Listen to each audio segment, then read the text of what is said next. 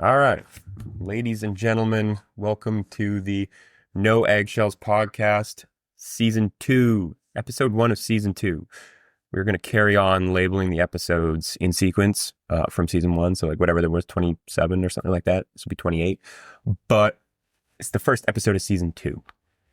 You'll notice a couple of changes in this upcoming season.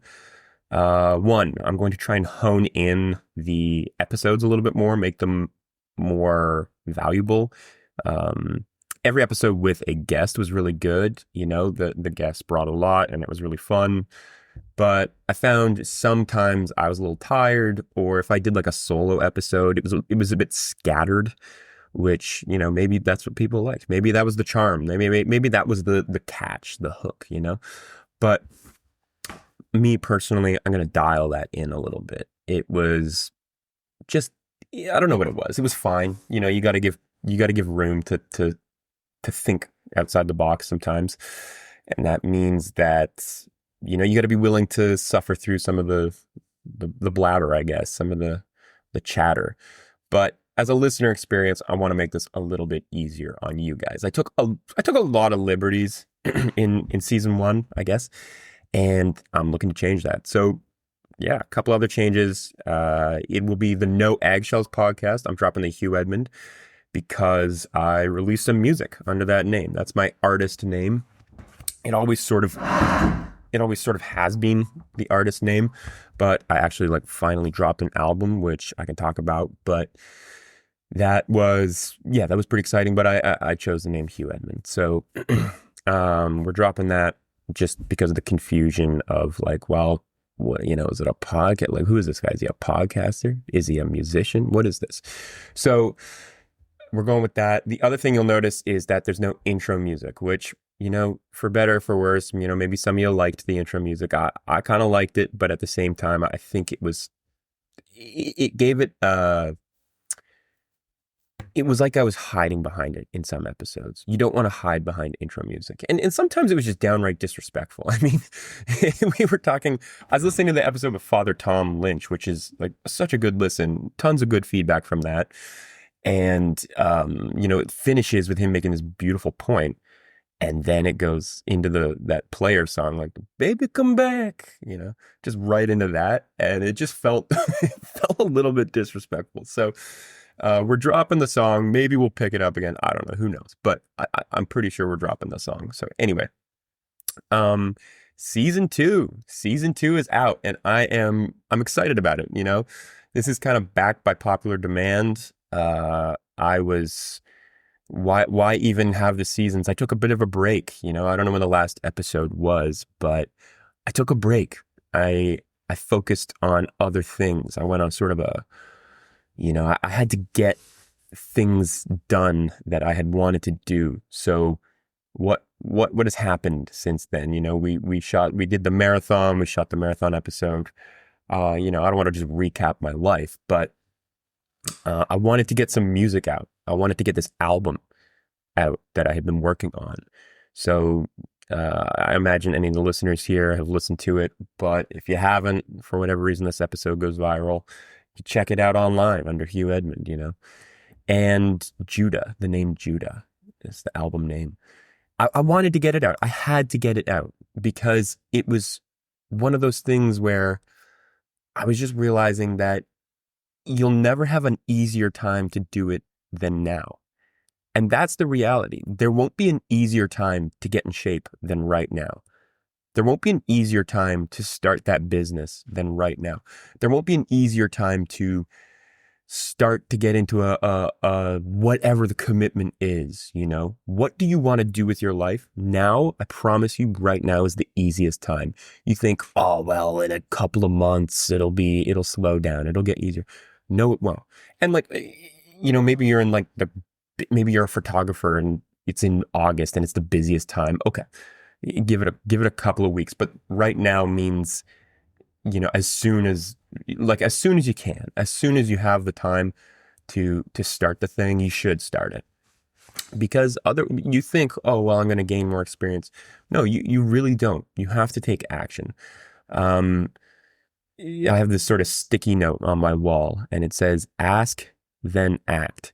And it's really kind of helped me in a lot of things, you know. I can get caught up in, well, you know, should I do that? What will be you can justify things so easily to not do them. And I don't know where that comes from. I don't know what that is, you know. I don't want to dive too deeply into the psychology of that. It's probably a million different things, but there's never a good reason to not do the thing that you want to do, you know, assuming it's like morally good. Um, you have to act. And the sticky note, ask. That's ask God what he wants you to do, and then take action. And don't be afraid that it's going to be the wrong thing, you know. It's more like an offering. Like there's no wrong first move, you know. You don't have an idea even of what, even if you're going the wrong direction, there's no wrong first move. So anyway, dropped an album. That was really cool. That was a great experience. And, you know, I had to take some time off for that, for, just to see how it would, go. I had to focus on it. It had to become my primary. You know, it was something that I've always been into music. I've always liked music, and I've always, you know, wanted to do these types of things. And here, give me a second to focus my. There we go. Throw it on Do Not Disturb. Nice. Yeah, I've always wanted to do music, you know, and it was coming up to a time where I just realized, well, you know, if I don't do it now, I never will. And that sounds dramatic, but like, if I've come up with a good reason now not to do it, that reason will only get stronger in the future to not do it. You think you're going to get more confident with age. It's like the biggest lie in the world. As you get older, you get less, you're, and what gives you confidence is the resume of action that you've taken. And we associate that it's a correlation with age, because you have to age, like you have to go through time in order to take action. But you know, if someone, like, I know someone who's like 40 and they've never taken a bus or something like that. Like they've never gone on like a bus or a trip or something like that. And it's like, it seems like a small thing, you know, whatever. They've gone a million other things. They're very good at a bunch of other things. And this is just an analogy, but they're a little bit afraid to get on, like to take a bus. And to get on a bus and go downtown to Toronto on a bus and like figure out how to do that, because they've never done it. And you think, oh, well, you know, 40-year-old, they should, you know, they'd be better at it than a 20-year-old. No, the 20-year-old has way more blind confidence. So the point is this: take action now. And, take action in little ways. You know, that's obviously a big theme. We could almost name the whole podcast just the Take Action Podcast. That's really the theme, but it's you want to have educated action, you know, you want to have some thought or some regard as to what you're doing. You know, it shouldn't just be blindly, you know, shooting action arrows in every direction. No, we can kind of discern a little bit what the best plan of attack is. But the main thing is that you have the desire to do that. You know, you have to start there. I recently have had car issues, and the vehicle has not been working. It's not even that nice of a car to begin with, so it's okay to drive around. I count myself blessed to have a vehicle, and it's fun. It's nice. It's a blue truck. It's nice, but it's old and it's kind of falling apart. Anyway, it had some issues, so I had to take it into the mechanics, and it's been in there for about a week. And I had this big job I had to do, but I have a bike, and so I could bike to work. More reflection on how the bike has helped me later in this episode, I think.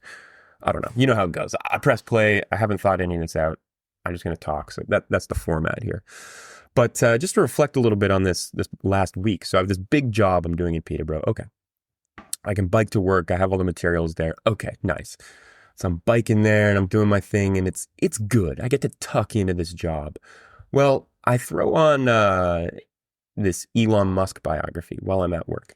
And there's controversy. Some people love him, some people dislove him, some people, you know, don't like him. He can be a prick. Okay, yeah, he's a billionaire, you know. I don't think I want to, you know, get to know him maybe super well. Like I don't, all the stories of him in the autobiography, or it's not an autobiography, but all the stories of him are how he's just an unstable a-hole kind of, a lot of people who love him even say that about him. He's difficult. He's a difficult person. So there's no denying it. He's an insane guy doing insane things and all of the above. It'd be hard to work for him, but people do, and some people don't. He fires people randomly. Like you know, but the takeaway is an amazing one. And here's what I've learned. You're listening to this book, and he comes from an insane background. But you're listening to this book, and he has no restrictions. Like there's no thing he won't do. Like the problem cannot not be solved. He will solve the problem. And he sees life in this lens. Okay, what's the problem? What's the mission? And then the work fits into that, And then it kind of boils down from there. Okay, what do we need to do this? Step one. What do we need to do this? And I'm listening to this book, and it's like literally calling me to life. It just made me realize how little time there is to not do the right or good or fun or exciting mission. It's time we see our lives as a mission, and we see our work as a mission, and we see our daily activities fitting into that mission, because it will allow us to enter into the projects a lot more. And I'm speaking in the general, but this is just specific things that I've taken away. And maybe you guys already feel that way, but what are we building? This is exciting. We should be excited to build this. How does this fit into the bigger picture? And he's got these crazy missions. He's like, yeah, we're going to go to Mars. And everything he does works towards that mission. Like literally everything. I thought like, oh, he's doing this. Like he must have thought that was interesting. No. It's like, so he can finance this Mars mission. And I was listening to it. I'm blown away. It's actually an incredible mission and project. Is it one that I want to do? Not necessarily, but that's the beautiful thing about humans and humanity. We all want different things. And I'm going to speak on that just briefly.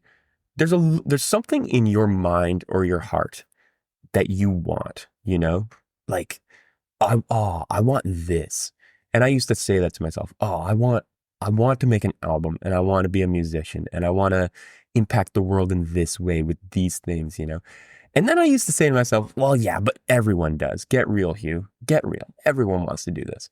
And then it started just occurring to me as I pursued that a little bit more, like, well, okay, I should do it anyway. Even if everyone wants to, I should do it anyway. It started occurring to me, no, most people don't. In fact, pretty much everyone doesn't want to do exactly what I want to do. And the point of this is that you have a very specific mission. And even if you share it with like a lot of other people, it's kind of unique to you still in your own way, because you are unique and you have unique gifts. So the mission and what's on your heart, it's pretty specific. And even if it is general, that doesn't mean it's not important. So I would say just that the book, I think you should listen to it. I think a lot of people should listen to it. It's a great listen. It's a great book. Now, will it gel with the context you're in right now? I don't know. You know what I mean? I was pretty dialed in. I was biking to work.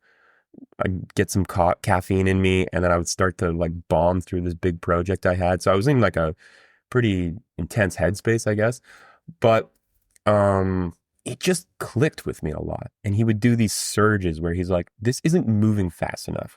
And I thought, what a unique way to think about your work, that your work isn't moving fast enough. We are trained so much in our society that things have their own pace. Well, the 9 to 5, the 7 to 5, this is the pace, If you want to install this stuff, if you want to write this thing, if you want to create this thing, this is the pace. It's like, no, break that convention, break that. And Elon Musk does that. And I honestly, I commend him for it. It's a brilliant sort of charism he has. You know, he may not be the kindest guy in the world, but he does have this incredible gift of like, this is a mission. This is a step towards that mission. This shouldn't hold the mission up. We need to complete the mission. And you can, once you tap into that, I think there's like an unbreakable amount of energy and excitement that comes with it. You know, the problem he has is that he's a little bit addicted to that adrenaline, the push, and it kind of affects the people in his life. And that's what the book is about. So yeah, I get it. Don't take it to the point of being toxic, but there's something truly beautiful about seeing your life and your work in this way. And I think if we apply that to the mission we are given, which we are given by God, man, you know, what a powerful thing that would be. So that's something in my life recently that I'm gonna take through, and I think it bleeds down into each and every kind of day, you know. And things are seasonal, you know. This podcast is seasonal. The work, the momentum, things are seasonal. So it's good to recognize that. But make hay while the sun shines, you know. Like when you're up, you got to be up, and when you're up, you gotta take advantage of that time that you have momentum. And when you're down, okay, like maybe do your best if it's dragging on. Maybe do your best to like be productive, or you know, if you're in a season of like I need to just relax. You know, after I made that album, I didn't realize how much kind of emotionally that had taken a toll on me, but I didn't really process it. It was kind of, you know, it wasn't nothing to put this type of creation out there and have people judge it, you know, for good or for bad. And it was all good feedback. I didn't receive any negative feedback, but it's like you do put a lot emotionally kind of up front, and people can then look at it and critique it. And it was hard. It was a little bit hard. It was really fun. I'm glad I did it. I want to do more of it, but it wasn't nothing. So I needed to decompress after that a little bit. Okay. But then let's understand that and move forward with the mission. So yeah, the overall takeaway is just, you know, you gotta have this mission, and you gotta strive for it. You gotta go for it, and do it with calmness, do it with peace, do it with tranquility, but do it with like a firm, you know, sort of set desire that you will complete it and do it, and you'll have the most fun doing it. You know, when you feel untouchable, you just feel untouchable when you're in that zone. It's been an interesting, like a different week than I thought it would be. You know, like a week ago, I had a car and I was driving around and I had this big job lined up, and I was like, all right, we got some work we got to do. I'd done this gig of the new music. I was coming down off of that literally a week ago Saturday. That's how I was feeling. And car goes out Sunday. I got a bike to work. Okay. Then I listen to this Elon Musk book. I'm fired up and I'm biking around. I'm staying late. I'm finishing the job and I'm pushing through, and I'm excited. I'm like bursting with energy, and I'm biking to work. You know, it didn't make sense. It didn't line up. What's going on here? But I felt so untouchable because I was in what I knew to be the mission. I re-saw again how this works in my life. What am I doing here? What is this? What am I working towards? Oh yeah, you know, I'm on this bike and I felt untouchable. So this is another thing I just want to talk about briefly. It's worth doing things. It's worth taking action, even in little ways. If that action, you don't understand how it fits into the mission, don't do anything that's off mission, you know, but it's worth doing little things that make you feel untouchable, that give you the boost, that give you the desire to have a mission, complete the mission, to see the mission, and just feel untouchable. It's a great feeling. You know, you have so much momentum. You're just driving forward. So I got this is a story. So I start, I'm biking to work. It's Fridays, yesterday. I'm biking to work. I have to spray this ceiling. I've been contracted to spray this ceiling with a paint sprayer. I've never really used a paint sprayer before. I don't really know how it works. It's not that complicated. Like, this is another side note. There's no machinery that's that complicated. You know, some of it might be like really technical, like a CNC machine. Okay, you might have to study for like half an hour before you can figure it out. Probably not even. You could probably figure out pretty quickly how it works. But you know what I mean? Don't be afraid to rent or buy machinery and do that kind of thing. That's a side note. This plays into the story. But There's nothing that you probably can't figure out. Let's just go forth with that. That's a little tidbit, I guess. Um, Biking to work. Here we go. Okay. Got to rent a sprayer. Okay. I don't have a car. Okay. Should I rent one? I don't know. What? Maybe I will. Maybe I won't. I don't even know how much that costs. We'll see what's up. I'm calling around for this sprayer. It's the final thing we got to do with this project. I've never done it before. I don't know how it works. It's a big area. Do we even have enough paint? How's this going to work? We got to get it done today because the people are coming on, Monday to do the flooring or something, whatever. There's a timeline. Okay. So I'm calling around. No one in Peterborough has one. I can't rent a single one in Peterborough. Okay, that's half an hour later. I call this Home Depot in Coburg. Okay, they have one. How am I going to get out to Coburg? Maybe I can get a friend to go pick it up, or I can borrow their car or something like that. I'm trying to map this all out. Well, I called the rental car place. Maybe I'll just get a quote on how much it would cost to rent a car for a day. They go, hey, yeah, it's $50 to rent a car for a day. $50. I couldn't believe it. I was like, that's pretty cheap. You do that for a month. Okay, that's a bill, but like do it for a week, do it for a weekend. That's pretty chill. I've spent $50 on way more like, whatever. I've spent $50 on way worse stuff than renting a car for the weekend. So, it's $50 a day. And, I bike to the rental place. It's like a 10-minute bike ride. I get there. They upgrade me for free to this like kind of not a big SUV, like a small SUV, but like a pretty nice car. It's a Volkswagen Taos or something. Anyway, I get in this car. I bomb down to Coburg. The feeling you get from renting this vehicle, I felt untouchable. I've been driving this sluggish truck around. It's got a few issues, here we go, maybe it's gonna break. I don't know. I'm always kind of like, I see it. I feel a little bit, I'm like a little bit traumatized by it because it's just like, oh yeah, it's kind of sucking money out of my pockets all the time. The gas, the this, it doesn't go that fast. I love driving fast, it's kind of sluggish. The suspension's not great. All the issues. It's a little bit of trauma that I associate with my vehicle. I get in this thing, man, I'm bombing around. It's sweet. It's like the best vehicle ever. It was so fun. So now I'm problem solving too. I buzz down to Coburg, half an hour drive. I get the thing. I'm back. I pick up some materials. Okay, I'm there. We spray the ceiling. We get it done. I'm driving around in this car. It made me feel so untouchable. It gave me so much momentum having a nice vehicle, a fun vehicle I could drive around. The demeanor you have. People started looking at me differently. Like people were like, I saw the parking ticket guy. He was like thinking about giving me a ticket. He would have definitely given me a ticket with like a truck.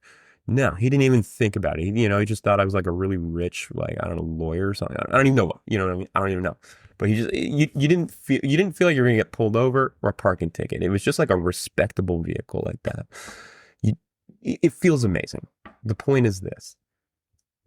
Because of that car, I was thrown into so much momentum and energy. What should have been like kind of a drag, oh, I gotta rent a car. No. Take $50 or take $100, rent a car for the weekend, rent a car for 2 days. Do it. It is so fun. Rent a nice, speedy car, unlimited miles, go for a bit of a trip. It's so worth it. It just breaks you into a new bracket of thinking. You see the world differently. You can just do this kind of thing. Now, I'll catch myself here.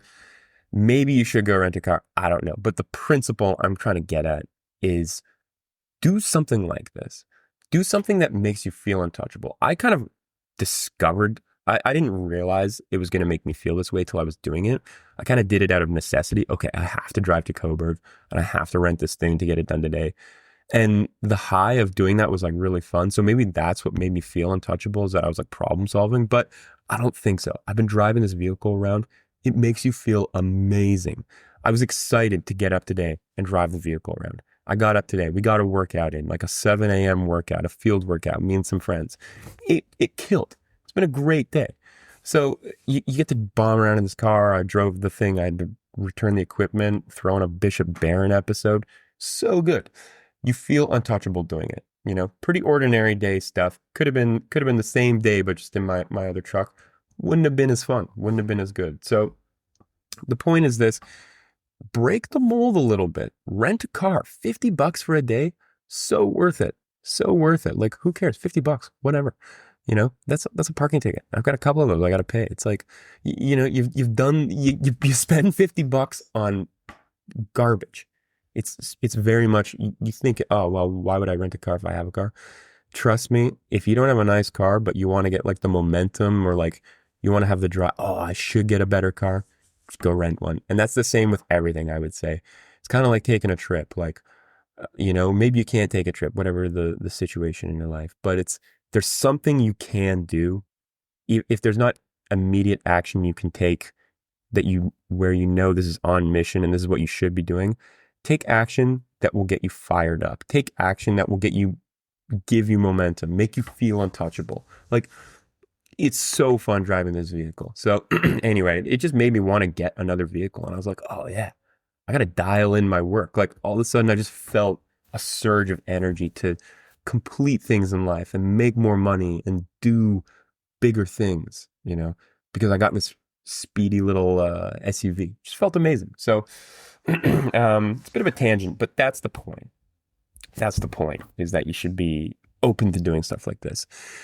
Anyway, feel untouchable. It was kind of the only thing I really wanted to talk about, I guess. The Elon Musk biography. Sure, he's got problems. He's got problems. We all got problems. You know what I mean?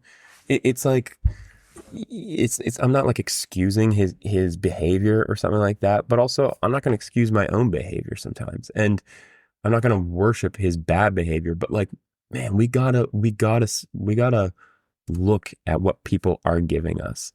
And you gotta take what is there and what's good and be selfish about it a little bit. Okay. I'm listening to the Musk biography. It doesn't mean you condone some of the other behavior, but like, he's not a perfect guy. No, I'm not even saying he's like a good role model, but his mindset, his mentality, the surges he's doing to get the work, the mission, it's amazing stuff. Yeah, that's kind of it. I don't really know what else to talk about other than that. The usual fitness, I gotta get more dialed in it. And sometimes I would say like, oh, I gotta get dialed. That kind of has like an anxious tone to it. It's not. It's really not. It's good. Sometimes people are on different spectrums. Someone needs to get pushed and motivated. Maybe they're not that motivated and they're like kind of passive or just indifferent. It's like, no.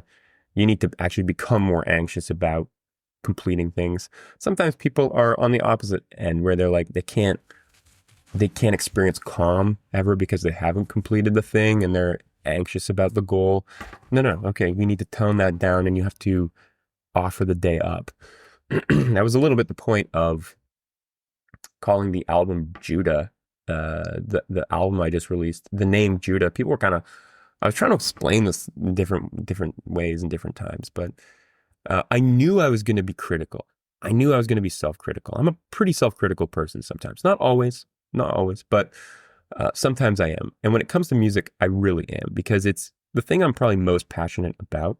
So my own music, my own album, recording it, I knew I was going to be a little bit critical, but I wanted to do it. I wanted to get it out and I wanted to be good, sound good, but also not become a problem in my life where I'm like, oh, I'm not going to release it yet because of this. It's for the other people. So I had to get it out.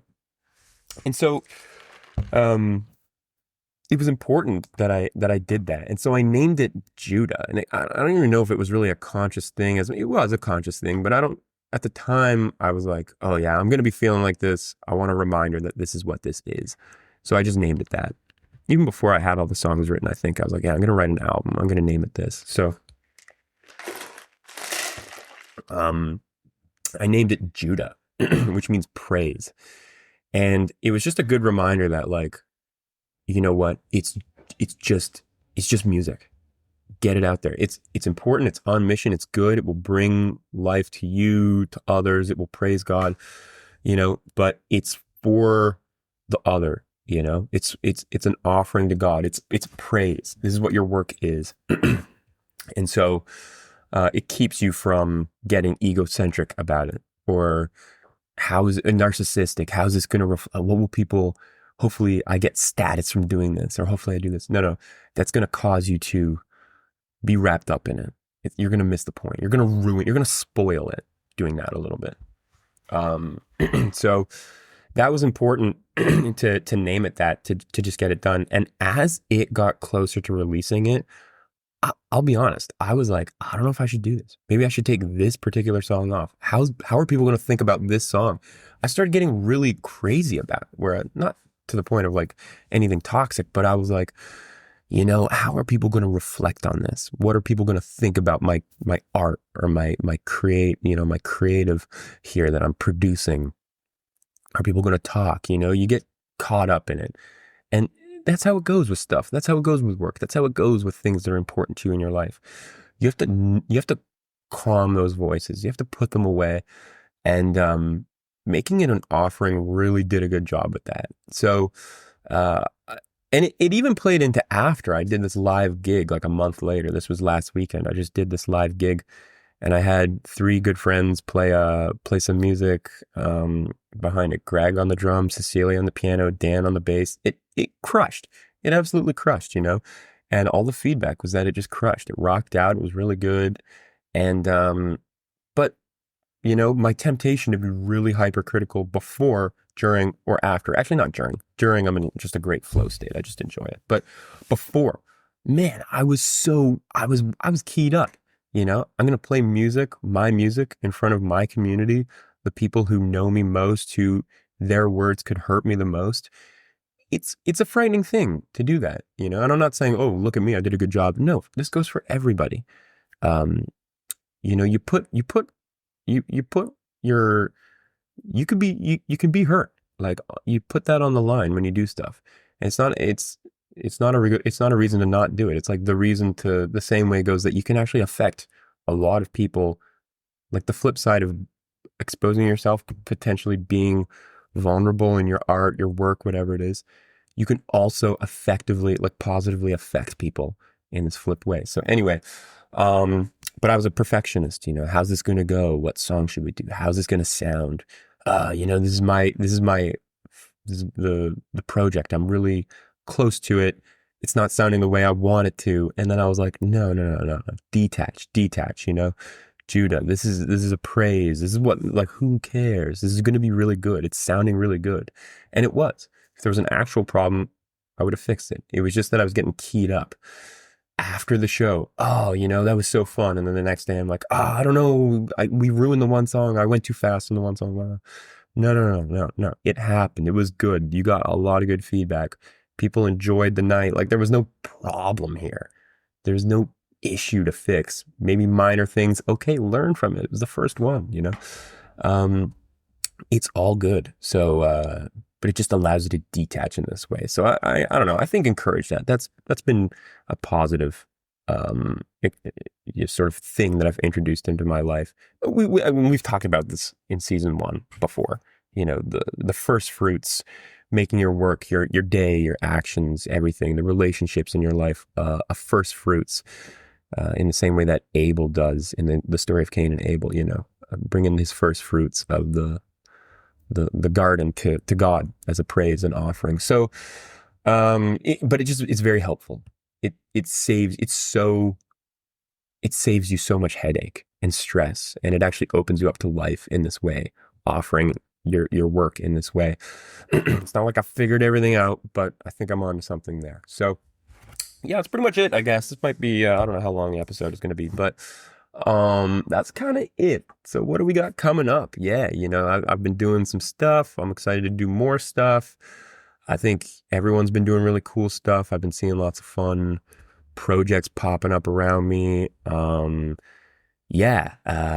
wasn't sure if I was going to keep up the podcast, but I think I'm going to. This has been good.